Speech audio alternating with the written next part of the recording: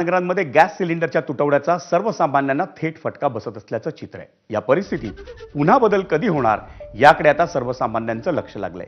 त्यात ऊर्जा तज्ञ अतुल खराटे यांनी सद्यस्थितीविषयी चिंता व्यक्त केली आहे। बघत अतुल खराटे यांनी दिलेली प्रतिक्रिया। आपल्यासारख्या देशाला एलपीजीची रिक्वायरमेंट भविष्यामध्ये पण भरपूर आहे, पण आता मुख्य अडचण आहे की जो एलपीजी आपल्याला पाहिजे तो गॅस उपलब्ध नाही। आणि सप्लाय चेन मॅनेजमेंटमध्ये दोन होणाऱ्या जागतिक युद्धाच्या स्थितीमध्ये कुठेतरी आपण अटकलो आहे आणि स्ट्रेट ऑफ हॉर्मझमध्ये बऱ्याचशा शिप ज्या आहेत त्या इन ट्रान्झिटमध्ये थांबलेल्या आहेत। आत्ता आपल्याकडे 2 किंवा 3 शिपच्या मूवमेंट झालेली आहे।